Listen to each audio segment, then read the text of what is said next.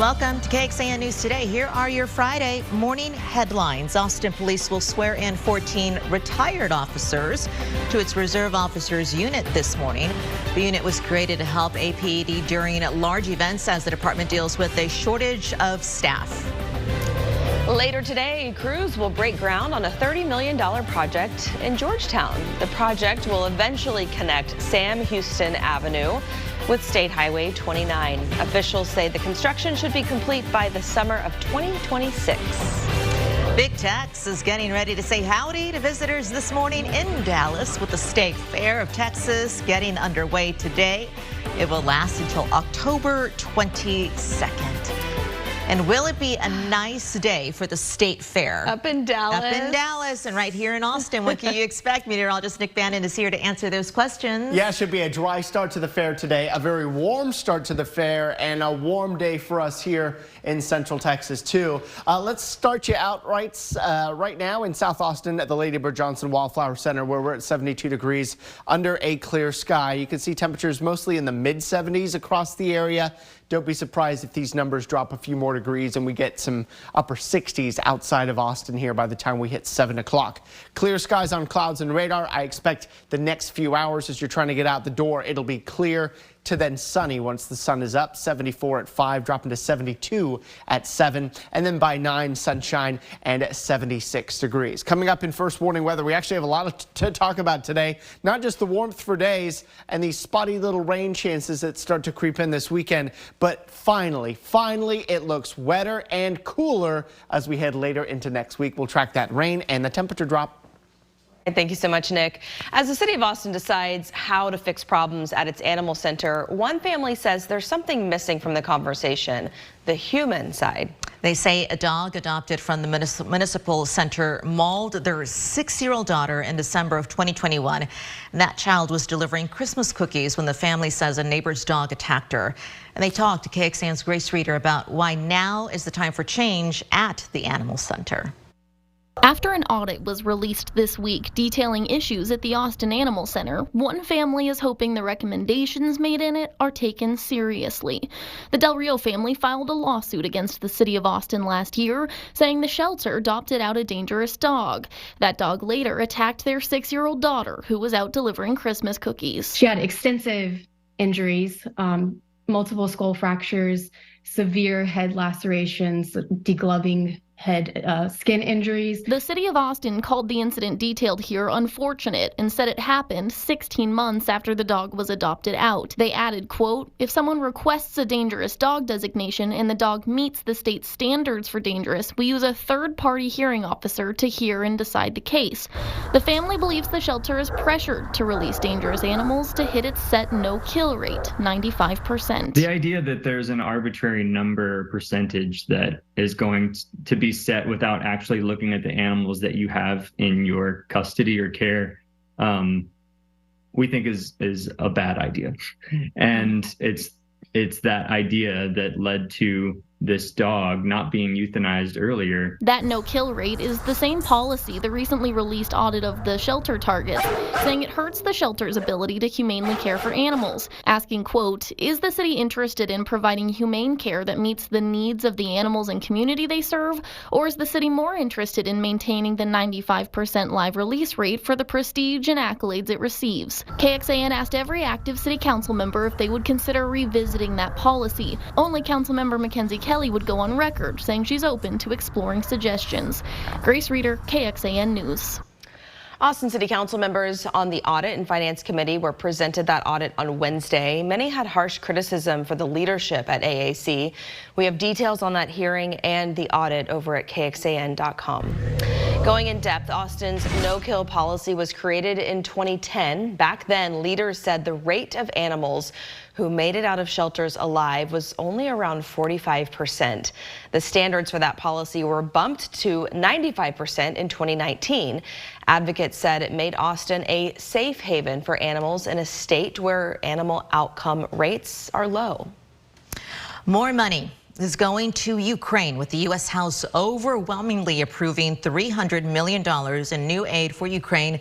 That was the vote last night. It came after House Republican leaders took the Ukraine assistance out of a Pentagon funding bill on Wednesday. More than 100 Republicans joining all Democrats in approving that measure. 117 Republicans voting against it. Now, the U.S. has so far provided more than $75 billion in military, humanitarian, and financial aid to Ukraine. President Biden has asked Congress for billions more. This weekend, millions of families risk losing child care when the American Rescue Plan Act expires tomorrow. Federal funding used to help child care providers pay rent, and that money could be gone.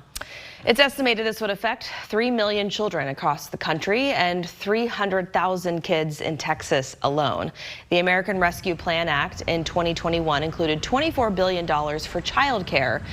There is a focused concern on lower income families who are paying estimates of around a third of their limited income for child care. There's also a push to let so-called home-based child care providers be eligible for funding.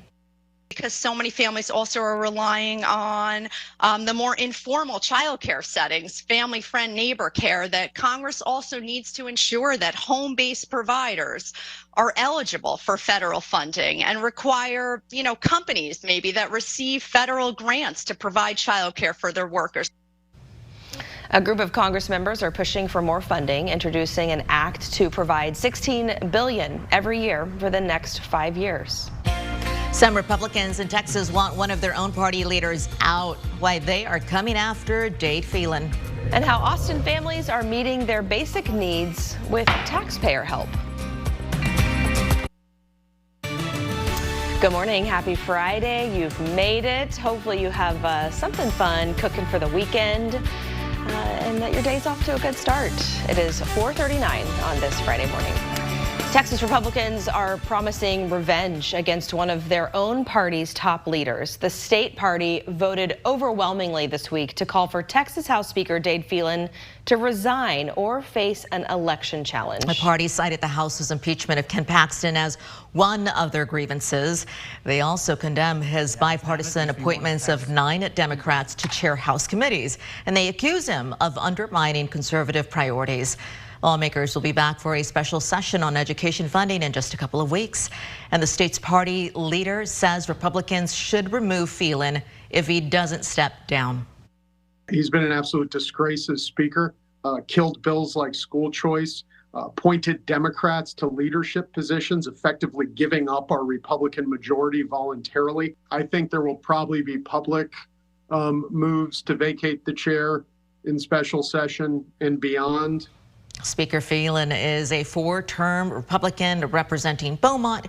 He was elected Speaker in 2021 with a bipartisan vote of 145 to 3. He has not directly addressed the calls for his resignation. A new expansion coming to a popular trail where you can enjoy a new view outside. And how a Texas State Service dog giving comfort and hope to Hawaiians in recovery. Good morning. We'll preview tomorrow's Texas-Kansas matchup, and we'll recap our KBVO game of the week between McNeil and Vista Ridge. That's coming up later in sports. Keep it in. Good morning, everyone. We have a live look outside to give you an idea of what your weather's looking like today. Nice and quiet right now. Going to check in with meteorologist Nick Bannon for the latest on your Friday forecast and looking ahead, of course, to the weekend. This week, people in Maui were allowed back into their neighborhoods after an August wildfire killed 97 people, destroying most of the town of Lahaina. Maui County has warned many dangers remain, as burn sites could still be covered with hazardous materials. That's why you see people returning in hazmat suits. Support has poured in from all over, including from a furry friend from San Marcos. Thanks to a partnership between Maui law enforcement and the Texas State University Police Department, the school's emotional support dog embarked on an 8-hour plane ride to help first responders, volunteers, and people who lost their homes. KXAN's Sarah Alshay has the story. Officer Brady reporting for duty, this time not patrolling Texas State University, but instead Maui. helping those impacted by the devastating fire. This is an officer that lost his house, so that's what we're doing, is supporting him. For 2 weeks, Brady and the university's mental health officer, Kendra Marsteller, traveled across the island. Residents, volunteers, responders, mayor's office, prosecutor's office. So yeah, we were all over the place. Getting plenty of belly rubs and treats along the way. We were there to help with working through the feelings and at least bring some joy. Literally everybody that saw him just lit up. It was like, oh, puppy. Officers just lay and like put their leg on him and lay next to him. As an emotional support dog, Brady is trained to do this. But they smell the chemical imbalances. So I see him go up to people who you would never know was going through something. The idea came because of a partnership between the university's police department and Maui law enforcement. We actually co-host a conference, a national conference that focuses on serving victims of mass violence. We knew immediately we had to do something to help. Marsteller says there's still a lot of rebuilding, but she left encouraged. There's still hope in the community. This dynamic duo made it back to Texas just a few days ago. As they recover from the jet lag and process their experience, Marsteller says there's no doubt they'd do it all over again. They needed all the help they could get, all the comfort, all the support. Sarah Al-Sheh, KXAN News. Favorite story of the day. The university's police chief says it's the first time that the duo has left Texas, but since they're here to help anyone hit by tragedy, this will likely not be the last time they leave. Amazing. Brady is the goodest dog in the world. What a boy. A large group of stingrays, not so cute, made a fast escape off the coast of Florida last week. A drone operator was recording, gosh. I know, look at this, recording a shark, and then as he turned the drone, he noticed hundreds, I don't know, maybe thousands of stingrays close to the shore. So did that shark. It eventually closed in on the stingrays for some lunch. They propelled themselves away from the shark. The shark, though, didn't get to eat. Look how fast they swam away. They're like, you're not getting me today, buddy. Way too fast than that shark was. Yikes. That is for sure. I'm actually surprised he didn't get one. Yeah. You know? Yeah. I mean, maybe he wasn't that hungry. Pick up the I feel like pace, if Mr. you're Shark. swimming in the ocean and you see a drone overhead, you're like, I'm getting out of the water because they're probably shooting video of something I don't want to be. I don't want to know, so I'm out. Yeah, exactly. Well, hey guys, we've finally got some potential fall-like air coming our way for next week. We still have to get through several very warm days before we get there. Right now, most of the states in the middle 70s, so a warm start to the day. We should drop down to about 72 by 7, and then the heat starts to build back in. Yesterday we got to 95. We think today 96. So a warm afternoon, reaching that high between about 4 and 5 today. From 96 today to 95 both days of the weekend and into Monday. So no immediate heat relief, but it's coming. On clouds and radar right now, relatively quiet, mostly clear for us, and a dry day ahead. We do begin daily low rain chances starting tomorrow. Here you go. There's your Saturday afternoon. I think our highest rain chance is going to be in the Hill Country and south of Austin, but we'll only call it a 10% rain chance. And a similar deal here for us on Sunday and indeed for Monday.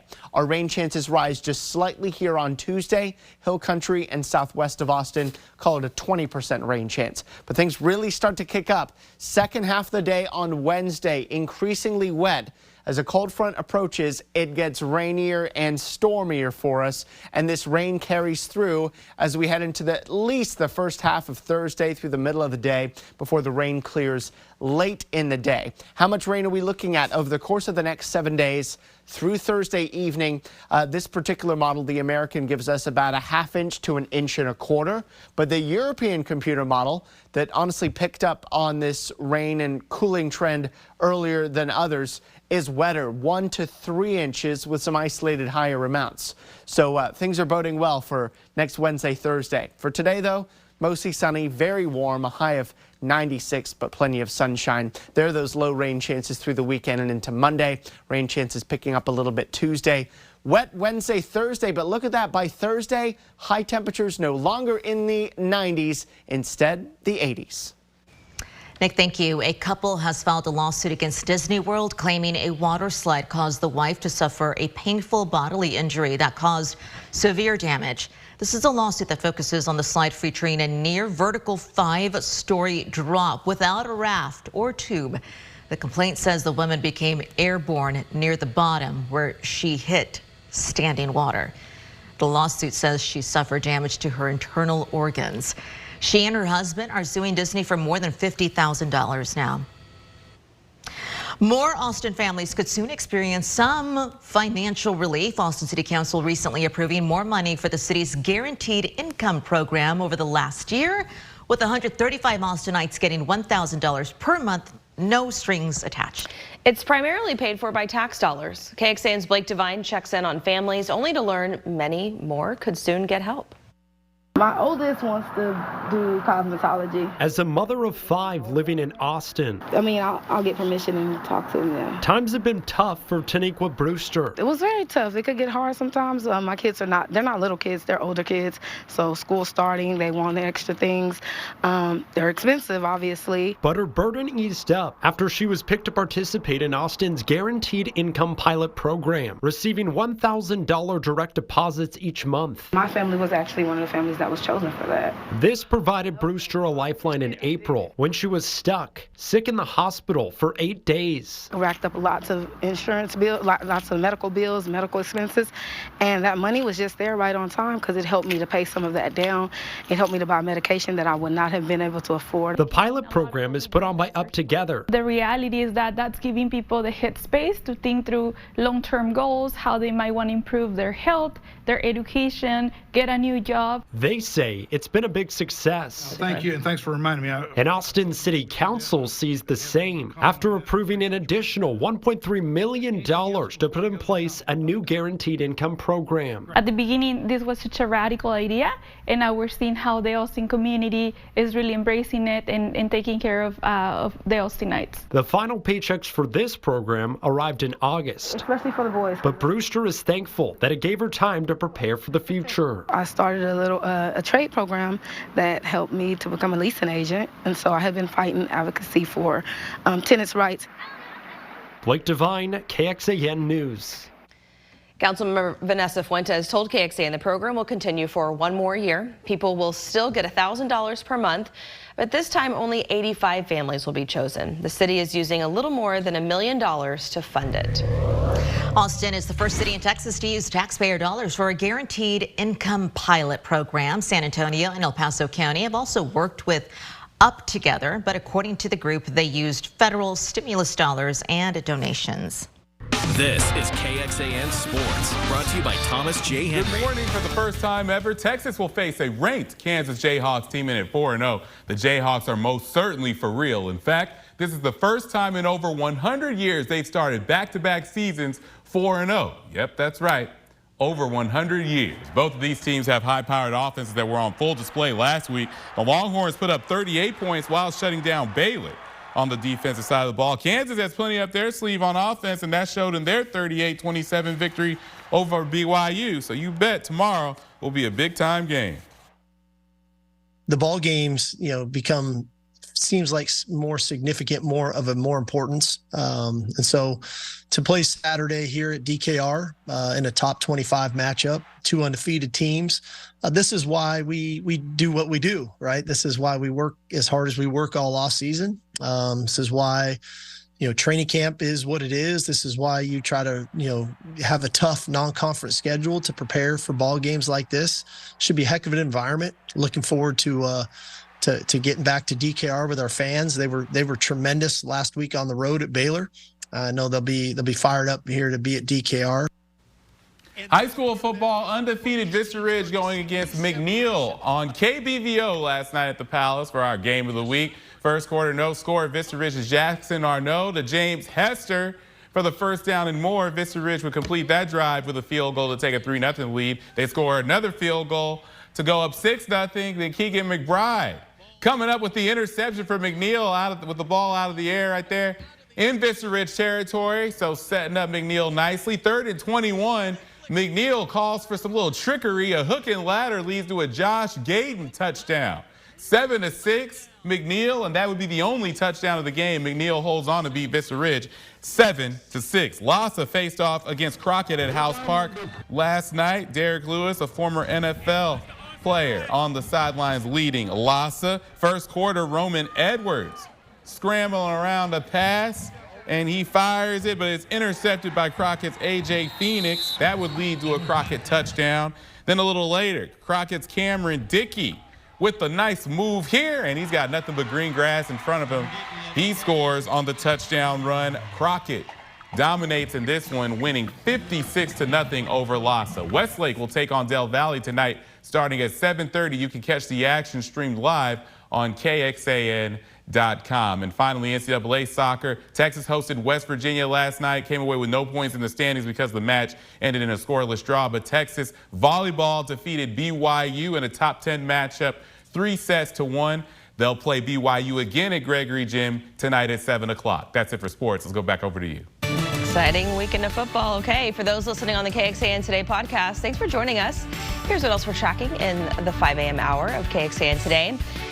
Use it for reviews and listings, but find out why Texas is taking Yelp to court. Thanks for joining KXAN News Today. You can also listen to KXAN News Nightly every weekday after 5:30 p.m. for in-depth coverage on what matters most to you.